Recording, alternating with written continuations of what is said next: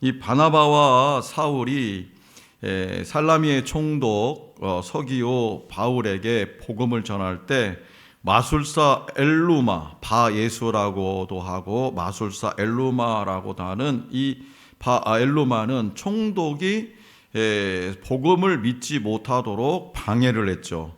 이에 바울이 성령 충만해서 그를 저주하면서 얼마 동안 맹인이 될 것을 선언하죠. 바로 그때 마술사 엘루마는 즉시 맹인이 되어서 자신을 인도할 사람을 구해야 하는 이적이 일어났습니다. 이러한 이적은 당시 서기오 바울 총독이 받아들인 복음의 강력한 근거가 되었습니다. 이제 누가는 본문 말씀 13절에서 바울과 및 동행하는 사람들이라고까지 하면서 바울의 주도적 역할을 분명하게 표현해요. 이제 복음 전하는 일에 베드로 사도 그 외에 이제 바울이 이제 주도적인 역할을 지금 하고 있다는 것을 누가는 지금 표현하고 있는 겁니다. 그래서 바보라는 고장에서 동네에서 그들은 다시 배를 타고 육지, 그러니까 소아시아 남부로 향합니다. 지중해를 건너서 그들이 먼저 닿은 곳은 이탈리아였을 겁니다. 거기서 캐스트리스 강을 따라서 북쪽 내륙으로 13km 더 들어가야 버가에 도달합니다. 바울과 바나바가 버가에서 어떤 사역을 했는지는 전혀 알려져 있지 않습니다. 당시 이 버가는 상당히 큰 도시였으나 유대인 디아스포라의 흔적은 발견되지 않았습니다. 그래서 두 사람은 버가에서 비시디아 안디오까지 비아 세바스떼라는 길을 따라서 160km를 걸어갔을 거예요. 그러면 160km 여기서 천안보다도 훨씬 멀어요. 그 길을 걸어서 갔어요. 이 도시는 실제로 비시디아가 아니라 프리기아 지방에 위치해 있었는데 비시디아에 인접해 있어서 비시디아 안디옥이라고 불렀습니다. 기독교 역사학자 요세푸스에 따르면 이 도시에 비시디아 안디옥이라는 이 도시에 큰 유대인 공동체가 있었어요. 그래서 살라미에서처럼 바울과 바나바는 안식일에 회당을 찾아갑니다. 왜? 안식일에 유대인들은 모여서 하나님 앞에 예배를 드렸고 하나님의 말씀을 들었기 때문이죠. 그래서 비시디아 안디옥 회당에서의 설교, 또 설교할 기회가 주어지는데 이 바울의 첫 번째 전도 설교이자 사도행전 전체에서는 5번째 설교입니다. 하나님을 영화롭게 하는 삶은 복음을 내게 가둬두는 것이 아닌 세상을 향해서 흘러보내는 겁니다. 그것이 하나님을 영화롭게 하는 삶이에요. 그래서 바울은 복음을 세상에 흘려보내는데 인생을 던졌어요. 그에게 복음을 전하는 순간들은 인생의 클라이맥스와 같았어요. 오늘 우리에게 주신 본문 말씀을 통해 복음을 전하지 않고는 견딜 수 없었던 이 바울의 모습을 발견할 수 있습니다. 누구보다 앞장서서 예수님의 제자들을 핍박했던 바울이 이제는 성령이 충만해져서 예수를 그리스도라 전하고 있었어요. 바울과 바나바는 마가 요한이 선교 여행을 중단하고 예루살렘으로 떠나갔지만 선교 여행을 계속 이어갑니다. 당시에 함께했던 요한이 아무 이유도 없이 무슨 이유인지 모르지만 그냥 예루살렘으로 보따리 싸서 갈 때 얼마나 실망했겠어요. 그럼에도 불구하고 바울과 바나바는 전혀 요동치 않고 선교 여행을 계속 이어갔다는 겁니다. 그들은 좀 전에 전해드린 것처럼 바보로부터 비시디아 안디옥에 이르기까지 산을 넘고 해안가를 따라 이동합니다. 자, 본문 말씀 13절 14절입니다. 13, 14절 시작. 바울과 및 동행하는 사람들이 바보에서 배 타고 밤빌리아에 있는 버가에 이르니 요한은 그들에게서 떠나 예루살렘으로 돌아가고 그들은 버가에서 더 나아가 비시디아 안디옥에 이르러 안식일에 회당에 들어가 앉으니라. 이렇게 그들은 길고 험난한 여정을 이겨내야 했습니다. 동료의 이탈과 척박한 여정에도 그들은 복음에 대한 확신과 사명감으로 그 길을 이어갔습니다. 복음이 그들의 신발이 되어서 에베소서 6장 15절 말씀처럼 복음이 그들의 신발이 되어서 발걸음을 이끌었던 거죠. 유대인들은 안식일이면 모여서 회당에 모였는데 정해진 설교자는 없고 그 예배 중에 회중 중에서 2명씩 자원자가 일어나 말씀을 전합니다. 바울은 그 기회를 잡아서 그들에게 복음을 전했어요. 본문 말씀 15절입니다. 다 같이 시작. 율법과 선지자의 글을 읽은 후에 회당장들이 사람을 보내어 물어 이르되 형제들아 만일 백성을 권할 말이 있거든 말하라 하니. 독특하게도 이스라엘 사람들만이 아니라 하나님을 경외하는 사람들, 즉 회당 예배에 참여한 이방인들까지 언급하면서 가르침을 시작합니다. 자, 본문 16절 시작. 바울이 일어나 손짓하며 말하되 이스라엘 사람들과 및 하나님을 경외하는 사람들아 들으라. 유대인들은 회당 예배 시 율법을 낭독한 후에 회당을 방문한 랍비들에게 해석의 기회를 주는 것이 관례였어요. 회당장은 바울이 바리새인인 것을 알았기 때문에 먼저 형제라고 부르면서 강론의 기회를 주었습니다. 바울은 그가 어디에 있든지 어떤 상황이든지 간에 어떻게든 모든 사람에게 복음을 전할 기회를 얻기 위해서 최선을 다했다는 것, 손을 번쩍 들었다는 거예요. 지금 두 사람 설교 기회가 있는 걸 알고 있기 때문에 누가 손들까 봐 빨리. 그리고 바울은 기회가 왔을 때 언제든지 복음을 전할 준비가 되어 있었어요. 그렇기 때문에 오늘 저와 여러분들도 어느 곳에서든지 누구에게든지 어떠한 상황에서든지 기회가 주어졌을 때 복음을 전할 수 있는 준비된 일꾼이 되어야 합니다. 또한 복음에 대한 확신과 사명을 점검함으로 복음의 여정을 끝까지 완주할 수 있기를 바랍니다. 자, 사도 바울은 안디옥 회당에서 복음을 전하면서 예수님이 구약 성경에 예언된 메시아이심을 전합니다. 그는 이스라엘의 역사를 요약하면서 하나님이 다윗에게 주신 언약대로 예수 그리스도를 다윗의 후손으로 이 땅에 보내셨다고 설교합니다. 17절에서 23절입니다. 17절에서 23절. 자, 다 같이 시작. 이 이스라엘 백성의 하나님이 우리 조상들을 택하시고 애굽 땅에서 나그네 된 그 백성을 높여 큰 권능으로 인도하여 내사 광야에서 약 40년간 그들의 소행을 참으시고 가나안 땅 7족속을 멸하사 그 땅을 기업으로 주시기까지 약 450년간이라. 그 후에 선지자 사무엘 때까지 사사를 주셨더니 그 후에 그들이 왕을 구하거늘 하나님이 베냐민 지파 사람 기스의 아들 사울을 40년간 주셨다가 패하시고 다윗을 왕으로 세우시고 증언하여 이르시되 내가 이새의 아들 다윗을 만나니 내 마음에 맞는 사람이라 내 뜻을 다 이루리라 하시더니 하나님이 약속하신 대로 이 사람의 후손에서 이스라엘을 위하여 구주를 세우셨으니 곧 예수라. 다윗은 하나님의 성전을 짓고자 했으나 하나님은 다윗에게 성전 건축을 허락하지 않으셨어요. 그가 전쟁터에서 피를 많이 흘린 용사였기 때문에 성전을 건축하는 데에는 합당하지 않았습니다. 그러나 하나님은 다윗의 그 중심을 아시고 성전 지키를, 하나님을 위해서 성전 지키를 그렇게 간곡하게 원했던 그 다윗의 중심을 아시고 그의 집과 그의 나라가 하나님 앞에서 영원히 보존되고 다윗의 왕위를 영원히 견고하게 하시겠다는 언약을 세워주셨죠.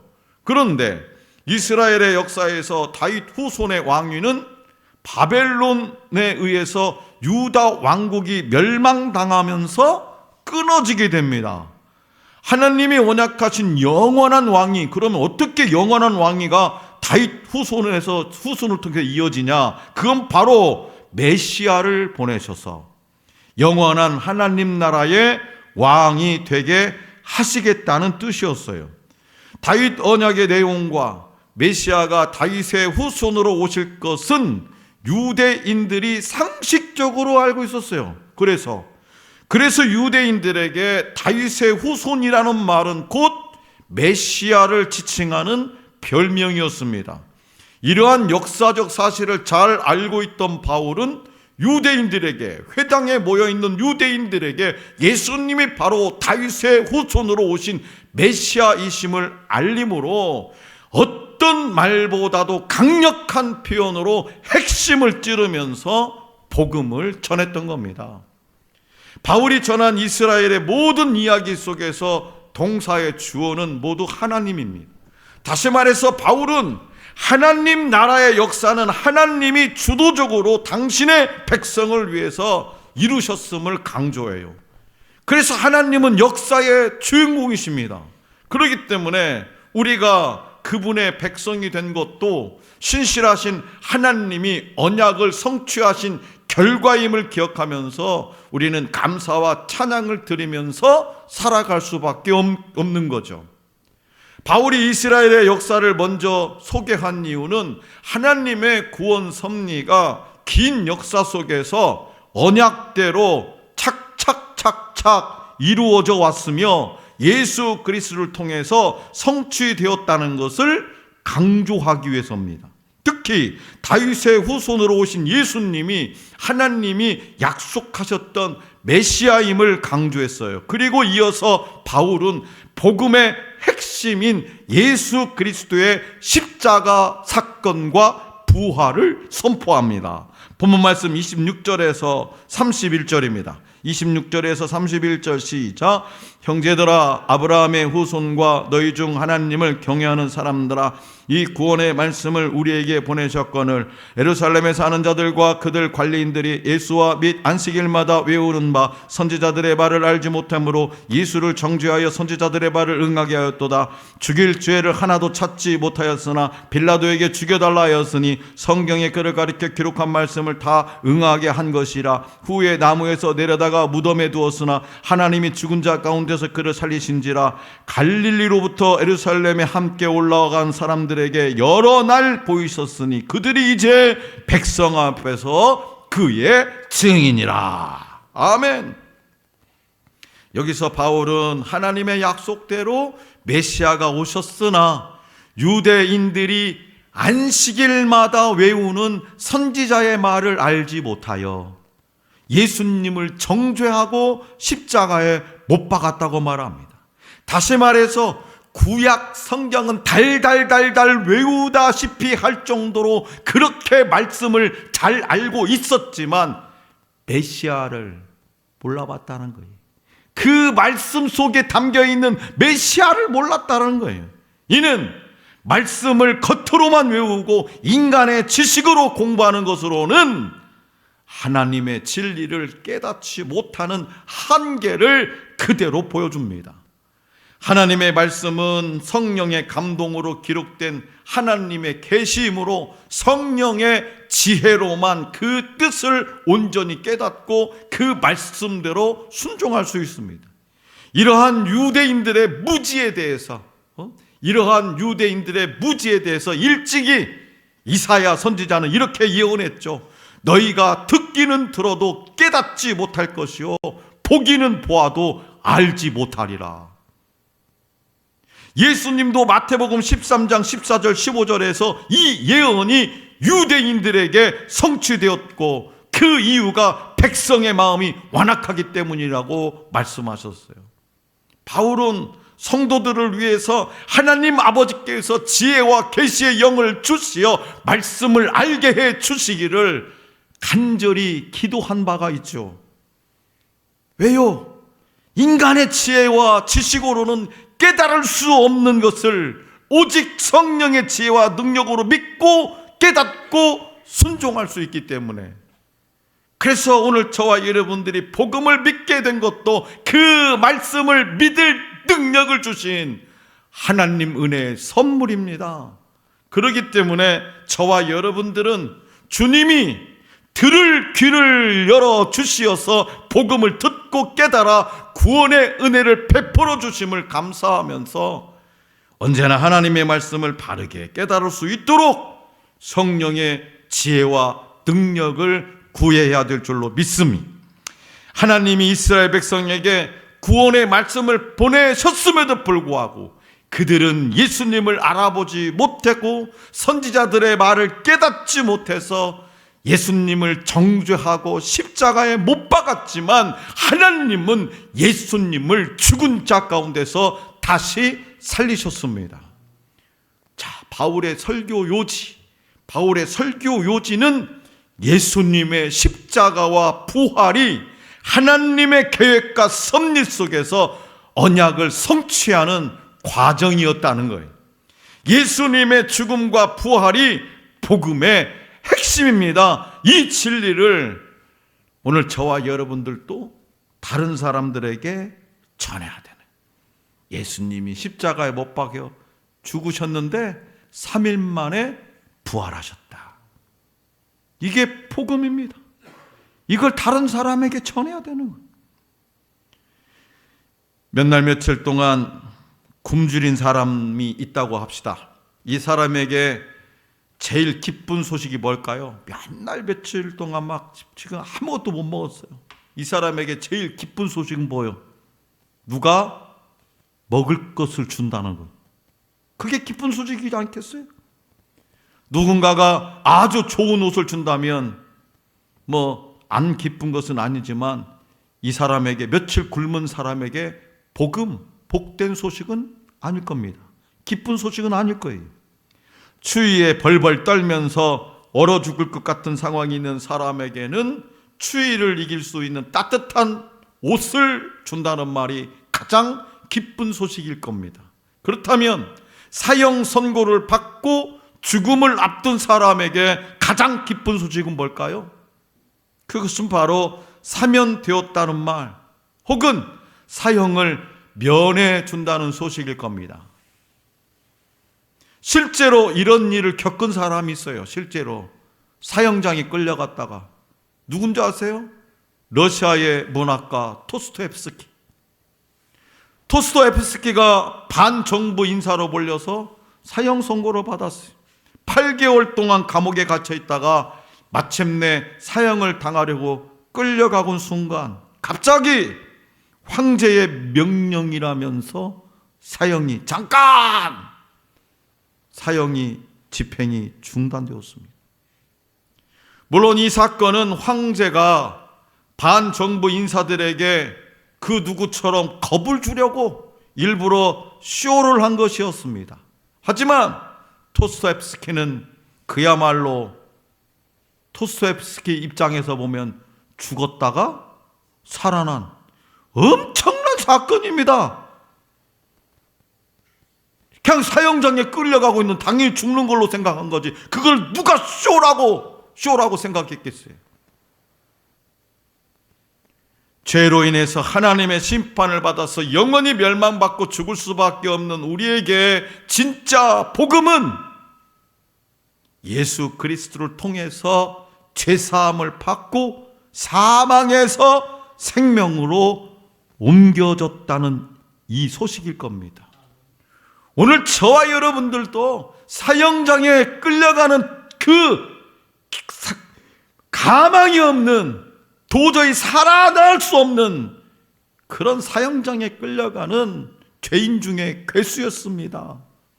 그런데 오늘 저와 여러분들이 복된 소식, 예수 그리스도를, 메시아 되신 예수 그리스도를 내 마음에 영접하는 순간 그 사형 집행이 멈췄다는 거 아닙니까? 멈춘 것으로 끝난 것이 아니라 하나님 나라의 백성으로 하나님의 아들, 딸로 삼아 주셨다는 거 아닙니까? 이건 엄청난 소식이죠. 이런 일에 하나님은 쇼를 하지 않으셨습니다. 그래서 천사는 예수님의 탄생을 전하면서 뭐라고 했습니까? 큰 기쁨의 좋은 소식이라. 큰 기쁨의 좋은 소식이라고 했던 겁니다. 우리가 죄를 용서받고 사망에서 생명으로 옮겨지는 과정에서 한 일은 아무것도 없어요. 하나님 앞에 편지 한 장이라도 써봤습니까? 살려달라고? 아무것도 한 적이 없어. 하나님 앞에 진정서 한 장 내본 적 있어요? 없어요. 그래서 이 복음을 설명할 수 있는 한 단어가 있다면 은혜. 은혜. 오늘 저 여러분에게 안겨진 이 복음을 단 한 단어로 정리한다면 은혜입니다. 은혜. 사랑하는 성도 여러분, 여러분이 예수 그리스도를 영접했다면 여러분은 세상 그 어떤 것도 바꿀 수 없는 가장 기쁜 소식을 받은 주인공이라는 것을 기억하면 좋겠습니다. 사람이 하나님의 계시를 깨닫고 믿음을 소유하게 되는 것 또한 하나님의 주권적 은혜의 역사입니다. 그렇기 때문에 성도는 그리스도 안에서 믿음을 은혜의 선물로 주신 하나님께 감사하고 눈 떠도 감사, 눈 감아도 감사, 화장실에서도 감사, 운전할 때도 감사, 밥할 때도 감사, 뭘 해도 감사. 병들어서 아파도 감사. 복음의 핵심은 예수 부활. 예수님의 부활을 믿는 유대인과 이방인은 하나가 됩니다. 이방인은 혈통상 아브라함의 자손이 아니지만 예수님의 부활을 믿음으로 인해서 하나님의 백성이 되고 아브라함의 자손으로 편입됩니다. 오늘 저와 여러분들은 이 복음을 믿어서 영생을 소유한 사람들입니다. 그렇기 때문에 다른 사람들에게도 이 소식을 전하고 그들에게도 동일한 기쁨을 누릴 수 있는 기회를 주어야 됩니다. 바울과 바나바는 가는 곳마다 이 부활의 소식을 전하는 증인이 되려 했습니다. 예수님의 부활에 의해서 유대인과 이방인이 하나가 되어서 하나님의 백성이 되고 구원을 받아서 영원한 생명을 얻을 수 있기 때문이었죠. 바울과 바나바는 지치고 힘든 상황에서도 복음 전도에 대한 의지를 꺾지 않았어요. 하나님의 신실하심을 성경을 통해서 깨달았고 성령의 인도하심을 따랐기 때문이죠.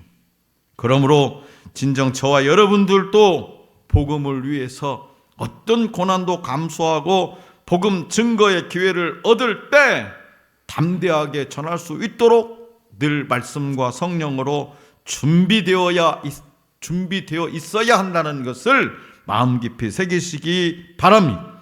복음은 인간에게 소망이 없음에도 하나님의 능력으로 살아나신 구주 예수 그리스도를 믿으면 구원을 얻는 겁니다. 이제 이 복음을 저와 여러분들이 전함으로 사도행전 29장을 써 내려가는 주인공이 될 수 있기를 간절히 기원합니다.